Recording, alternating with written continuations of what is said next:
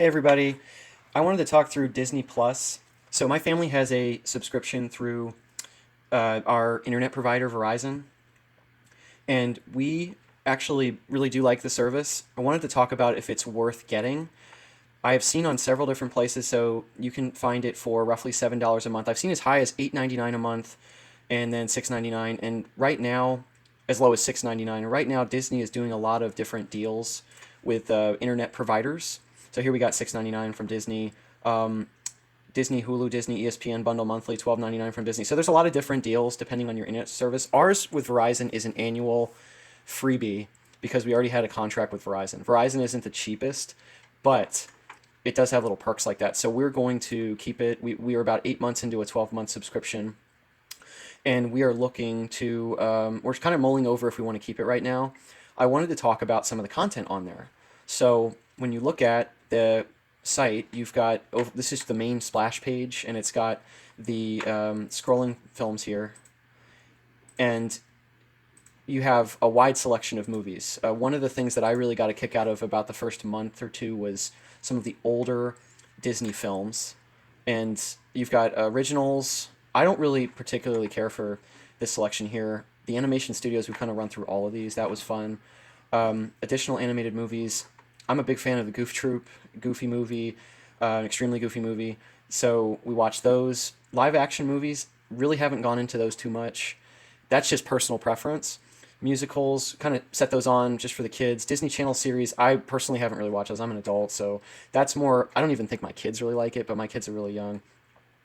90s throwbacks, these are some of the original Disney Studios films that they made. So back in the 90s, they came out with a ton of movies that were out in the theaters. It's almost like they controlled the movie theaters and distribution rights at that point. So they have a bunch of those here. I remember seeing Mighty Joe Young in theaters or on TV. I can't remember, but I remember that being a big deal. Nowadays, you don't really hear about it. And then these are the original Mickey Mouse through the years, and they have all of the original concept cartoons for the most part, unless I'm missing one or two of them. And there's not as many as you would think. There's actually about a dozen of them, and I watched through the ones that I was interested in. The really old ones, like Steamboat Willie, I don't really find those watchable for an entertainment purpose, other than just kind of seeing what the original animation style was for Disney back in the day. So that's kind of neat, but you're not going to watch these every month. So, for a year subscription, we've gone through a lot of their base content. And then you've got Disney Junior. My kids are fine with YouTube.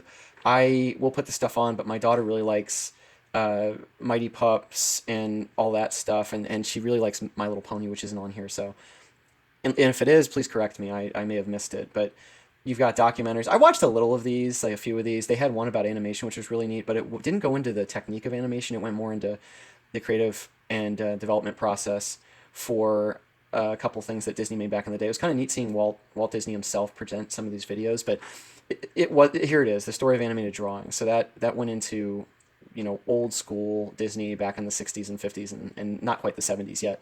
It was pretty neat. It wasn't exactly something that everyone want to watch, and I don't think I would rewatch it. Lambert the Sheepish Lion is something that my kids would watch, and I put that on for them. And I think my daughter lost interest. It's interesting how kids these days don't like really old cartoons from the 50s, 40s, and 30s, and that's just my experience. If you've had a different experience, please feel free to comment. So you can search pretty easily. It's got a really big search selection. So I'm gonna put my favorite Disney movie of all time, Wreck-It Ralph.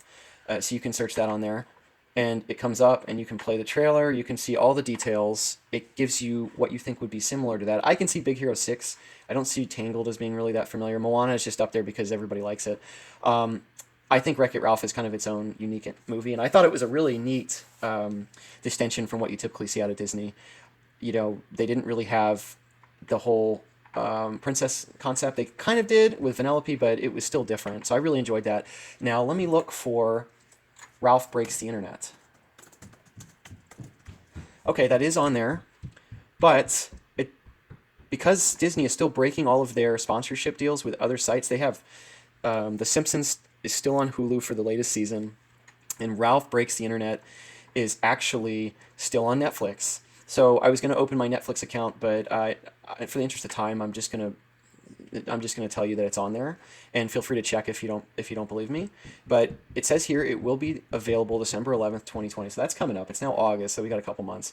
I actually liked Wreck-It Ralph far more than Ralph Breaks the Internet, but that's just a personal preference. So then you can go to watch list, and that typically, from our perspective, it brings in stuff that you've watched, stuff that you currently watch, things that you may have searched quite a bit. So we watched Heavyweights, Jack, Zootopia. My daughter loves Zootopia, Pirates of the Caribbean, and I've only searched Rocketeer. We didn't watch that, and we watched this, and we watched. That's pretty Mickey's Birthday Party. We did watch that, and then Muppets Treasure Island. So some of this stuff comes up based on searches. I haven't particularly put anything in specific in terms of a watch list. So this is all AI for the most part. Originals. These are all Disney specific, and it's essentially just newer content. I would say The Mandalorian, in terms of shows, is one of the better items on Disney. Now, my biggest complaint, I loved the series, absolutely loved it, but my biggest complaint was the episodes. They had only one season so far, and there's only 8 episodes, and they're pretty short, actually. So that was my biggest complaint. And I talked to a coworker about it. He said it's a great series too. He said, too short, man, too short. So that was the only thing there. But I think this is very promising.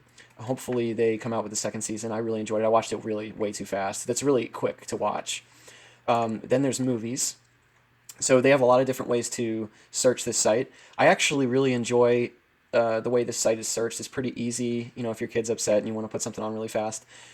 Whereas something like Hulu's search function is just really tough. I have a hard time with it. And I may make a video on that. Netflix is pretty easy as well. I think Disney Plus of all of them is probably the easiest. And then, of course, you've got the Disney Star Wars collection and the Avengers collection. So if you go to Star Wars, you can actually see pretty much every movie on there. And then Avengers, you can pretty much see every movie on there. Now, this is a big perk for anybody who's a fan of those franchises. And plus, you have X-Men content, which is cool. I had seen every single film before I got this, so that was less of an enticing point to me. But to be fair to those who like to rewatch all the time, that's a big selling point. So, and then you have series. And there's a lot of different Disney series. I've never really been a big fan of Disney series aside from some of the Star Wars content. And I've already seen the Clone Wars prior to getting this. And I'm actually watching The Simpsons right now, but that's one of those slow roll things. So Disney currently has the rights to archived Disney episodes, and Hulu's doing the newer seasons, or the fresh season. So in order to see the new episodes, you have to go to Hulu. And then to see the older stuff, the first like 30 seasons or 29 seasons, you go to Disney. So that's great. However, I find that The Simpsons becomes pretty mundane after a couple episodes. It's a great series, but I can recall why I stopped watching it after a few episodes, because it doesn't really keep your focus, and it gets a little drawn out. So, but if you do like Simpsons, that's another reason to get this.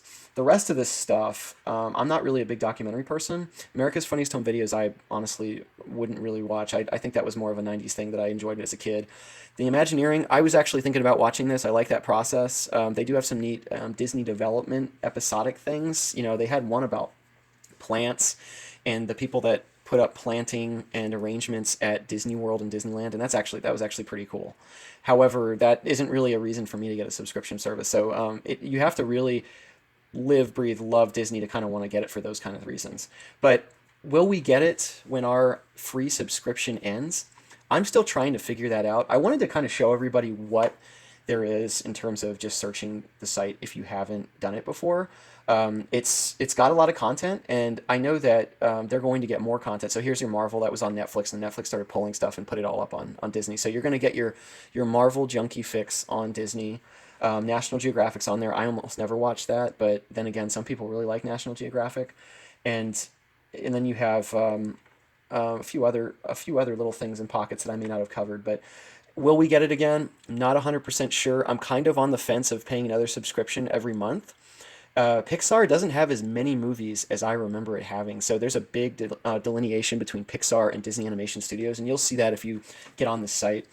You may want to test it out with a friend before you put up with another monthly bill, but then again, you know, start with your subscription through your internet provider, see if they can cut you a deal to kind of break into this. The only risk there is you may run through all the content that you want to see when it comes time to fork over money every month, and you may not be interested in keeping it. That's kind of the point I'm on.